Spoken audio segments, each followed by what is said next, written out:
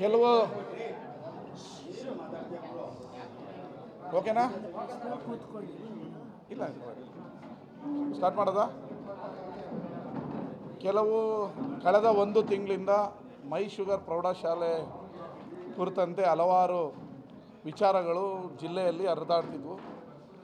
ಮೈ sugar ಪ್ರೌಢಶಾಲೆಯಲ್ಲಿ strength ಕಡಿಮೆ ಆಗ್ತಾಯಿದೆ ಮತ್ತು ಅದು ನಷ್ಟದಲ್ಲಿದೆ. ಭಾಳ ವರ್ಷಗಳಿಂದ ರೈತರ ಕ್ಷೇಮಾಭಿವೃದ್ಧಿ ನಿಧಿಯಿಂದ ಅದನ್ನು ನಡೆಸ್ತಾ ಇದ್ದೀವಿ. ವರ್ಷಕ್ಕೆ 18 ಲಕ್ಷ ಲಾಸ್ ಆಗ್ತಾಯಿದೆ. ಇದು ಕಾರ್ಖಾನೆಗೆ ಹೊರೆ ಆಗ್ತಾಯಿದೆ.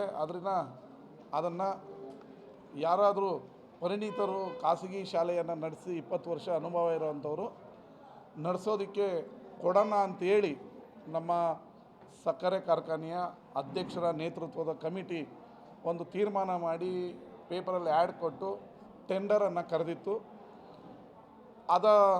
ಟೆಂಡರ್ ಘೋಷಣೆ ಆದ ನಂತರ ರೈತರು, ಹಳೆಯ ವಿದ್ಯಾರ್ಥಿಗಳು, ಹೋರಾಟಗಾರರು ಮೈ ಶುಗರ್ ಪ್ರೌಢಶಾಲೆ ಮೊದಲು ಯಾವ ರೀತಿ ಇತ್ತು ಅದೇ ರೀತಿ ಇರಬೇಕು ಅನ್ನೋ ಅಭಿಪ್ರಾಯವನ್ನು ನಮ್ಮ ಮಂತ್ರಿಗಳ ಹತ್ರ ಅವರು ಖುದ್ದಾಗಿ ಭೇಟಿ ಮಾಡಿ ಮನವಿಗಳನ್ನು ಸಲ್ಲಿಸಿದರು.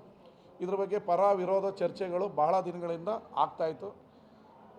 ಇದನ್ನು ಜವಾಬ್ದಾರಿಯುತವಾದ ಮಂಡ್ಯ ನಗರದ ಶಾಸಕನಾಗಿ ಎಲ್ಲ ಹೋರಾಟಗಾರರನ್ನು ಇವತ್ತು ಪ್ರವಾಸಿ ಮಂದಿರದಲ್ಲಿ ಕರೆದು, ಇಂದಿನ ಮಾಜಿ ಅಧ್ಯಕ್ಷರುಗಳು, ಹೋರಾಟಗಾರರು, ರೈತ ಮುಖಂಡರುಗಳನ್ನು ಕರೆದು ಸುದೀರ್ಘವಾದ 2 ಗಂಟೆಗಳ ಕಾಲ ಅವರ ಅಭಿಪ್ರಾಯವನ್ನು ಪಡೆದು ಚರ್ಚೆಯಲ್ಲಿ ಹಿಂದೆ ಏನಿತ್ತು ಹಾಗೆ ನಡೀಲಿ, ಇದಕ್ಕೆ ಭಾವನಾತ್ಮಕವಾದ ಸಂಬಂಧ ಇದೆ ಅಂತ ಹೇಳಿದ್ರಿಂದ ನಮ್ಮ ಮಂತ್ರಿಗಳು ಕೂಡ ಹೋರಾಟಗಾರರು ಮತ್ತು ಜನರ ಅಭಿಪ್ರಾಯಕ್ಕೆ ನಾವು ಹಾಗೆ ಸ್ಪಂದಿಸೋಣ ಅಂತ ಹೇಳಿ ಮತ್ತು ಈ ಕೂಡಲೇ ಈ ಕ್ಷಣದಿಂದ ಏನು ಟೆಂಡರ್ ಪ್ರಕ್ರಿಯೆಯನ್ನು ರದ್ದು ಮಾಡಬೇಕು ಅಂತೇಳಿ ಸಕ್ಕರೆ ಕಾರ್ಖಾನೆಯ ಅಧ್ಯಕ್ಷರಿಗೆ ಮಾನ್ಯ ಮಂತ್ರಿಗಳು ಸೂಚನೆ ಕೊಡ್ತೀನಿ ಅಂತ ಹೇಳಿದ್ದಾರೆ.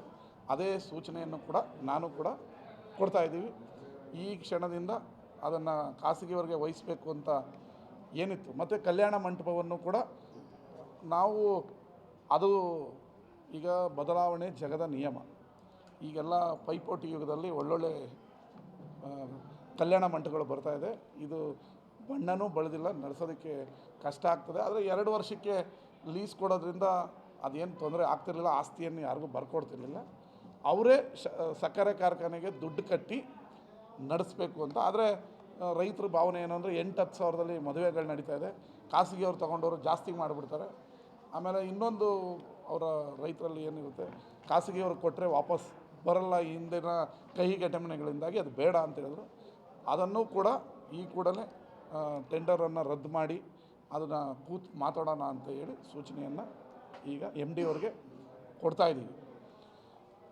ಮತ್ತೊಂದು ನಮ್ಮ ಮಾನ್ಯ MP ಗಳು, ಕೇಂದ್ರ ಮಂತ್ರಿಗಳು, ಅವರು ಬೃಹತ್ ಕೈಗಾರಿಕಾ ಸಚಿವರಾಗಿರೋದ್ರಿಂದ CSR ಫಂಡ್ನಲ್ಲಿ ಒಂದು ನೀಲಾನಕ್ಷೆಯನ್ನು ಮಾಡಿ 25 ಕೋಟಿಯನ್ನು ನಾನು ಆ ಶಾಲೆಗೆ ಕೊಡ್ತೀನಿ ಅಂತ ಹೇಳಿದ್ದಾರೆ.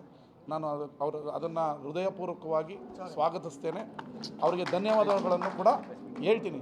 ಮನೆ MP ಅವರು ಶಾಲೆಯನ್ನು ನಡೆಸೋದಕ್ಕೆ 25 ಕೋಟಿಯನ್ನು ಡೆಪಾಸಿಟನ್ನು CSR ಫಂಡಲ್ಲಿ ಇಡಿಸ್ತೀನಿ ಅಂದಿರೋದ್ರಿಂದ ಇದರಲ್ಲಿ ರಾಜಕೀಯ ಮುಖ್ಯ ಅಲ್ಲ, ನನಗೆ ನಮ್ಮ ಮಂಡ್ಯದ ಅಭಿವೃದ್ಧಿ ಮುಖ್ಯ. ಮಂಡ್ಯದ ಅಭಿವೃದ್ಧಿ ವಿಚಾರದಲ್ಲಿ ಯಾರ ಹತ್ರ ಕರೆದ್ರೂ ನಾನು ಹೋಗೋಕ್ಕೆ ಸಿದ್ಧ ಇದ್ದೀನಿ. ಅದು ಯಾವುದೇ ಪಾರ್ಟಿ ಆಗಿರಲಿ, ಯಾವುದೇ ವ್ಯಕ್ತಿ ಆಗಿರಲಿ, ಯಾವುದೇ ಸಂಸ್ಥೆ ಆಗಿರಲಿ, ಮಂಡ್ಯ ಅಭಿವೃದ್ಧಿ ಮಾತ್ರ ನನ್ನ ಮುಂದೆ ಇರೋದು. ಮಂಡ್ಯ ಅಭಿವೃದ್ಧಿ ಆಗಬೇಕು.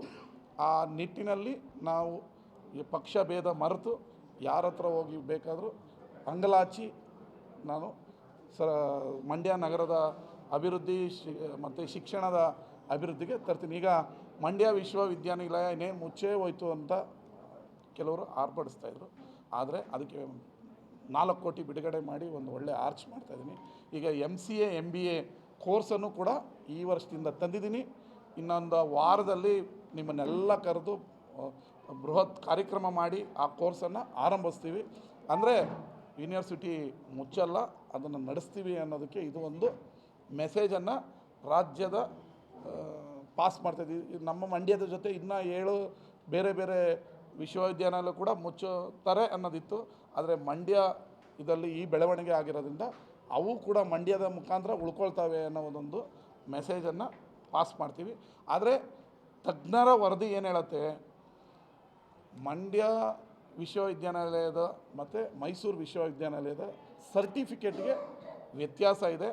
ಅದಕ್ಕೆ ನಾವು ಮೈಸೂರು ಹತ್ರ ಮರ್ಜ್ ಮಾಡಬೇಕು ಅಂತ ಭಾವನೆಗಳನ್ನು ವ್ಯಕ್ತಪಡಿಸಿದ್ರು. ಆದರೆ ಮಂಡ್ಯದ ಹೋರಾಟಗಾರರು ಮಂಡ್ಯದ ಅಸ್ಮಿತೆ ಇದನ್ನು ತಂದಿದ್ದಾರೆ, ಉಳಿಸ್ಕೊಳ್ಳಿ ಅಂದರು. ಅದಕ್ಕೆ ನಮ್ಮ ಸರ್ಕಾರ ಕೂಡ ಬದ್ಧ ಆಗಿದೆ. ನನ್ನ ಕಾಲದಲ್ಲಿ ಅದನ್ನು ಮೈಸೂರು ಜೊತೆ ಮರ್ಜ್ ಮಾಡೋದಕ್ಕೆ ನಾನು ಕೂಡ ಬಿಡೋದಿಲ್ಲ. ಈಗ ಆಲ್ರೆಡಿ ಅದರ ಅಭಿವೃದ್ಧಿಯನ್ನು ಏನು ಮಾಡಬೇಕು ಮಾಡ್ತಾಯಿದ್ದೀವಿ. ನಮ್ಮ ಮಂತ್ರಿಗಳು ಕೂಡ ಇದೇ ಅಭಿಪ್ರಾಯವನ್ನು ವ್ಯಕ್ತಪಡಿಸಿದ್ದಾರೆ. ಈಗ ಮೊದಲ ಹಂತವಾಗಿ ಟೆಂಡರ್ ಪ್ರಕ್ರಿಯೆಯನ್ನು ರದ್ದು ಮಾಡಿಸ್ತಾ ಇದ್ದೀವಿ.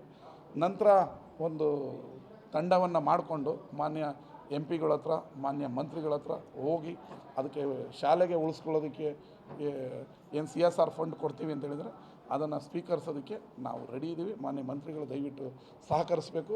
MD ಅವರಿಗೆ ನೀಲನಕ್ಷೆ ರೆಡಿ ಮಾಡೋದಕ್ಕೆ, ಆ ಶಾಲೆಯನ್ನು ಅಭಿವೃದ್ಧಿ ಮಾಡೋದಕ್ಕೆ ಖಾಸಗಿಯವ್ರ ಜೊತೆ ಪೈಪೋಟಿ ಕೊಟ್ಟು ಗತವೈಭವ ದಿನಗಳು ಏನು ಮೊದಲೆಲ್ಲ 1000-2000 ಮಕ್ಕಳಿದ್ರು, ಆ ರೀತಿ ಆಗೋದಕ್ಕೆ ಏನೇನು ರೂಪರೇಷೆ ಮಾಡಬೇಕು ಅದಕ್ಕೆ ನನ್ನ ಸಮಯವನ್ನು ಮೀಸಲಿಟ್ಟು ನಿಮ್ಮೆಲ್ಲರ ಅಭಿಪ್ರಾಯವನ್ನು ತೆಗೆದುಕೊಂಡು ಮಾನ್ಯ ಅಧ್ಯಕ್ಷರು ಗಂಗಾಧರ್ ಅವರ ಸಹಕಾರವನ್ನು ಪಡೆದು ಶಾಲೆಯನ್ನು ಮುನ್ನಡೆಸ್ತೀವಿ ಅಂತ ಘೋಷಣೆ ಮಾಡ್ತೀವಿ.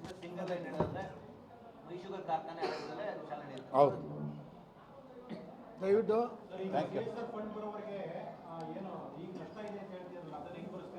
ಅಲ್ಲ ಈ ಕೂಡಲೇ ಕೊಡ್ತೀನಿ ಅಂತಲೂ ಹೇಳಿದ್ದಾರೆ ಅವರು. ಈ ಹಿಂದೆ ಹೇಗೆ ನಡೀತಾ ಇತ್ತು ತಾತ್ಕಾಲಿಕವಾಗಿ ಹಾಗೆ ಈಗ ಎರಡು ಅಭಿಪ್ರಾಯ ಇದೆ. ರೈತರ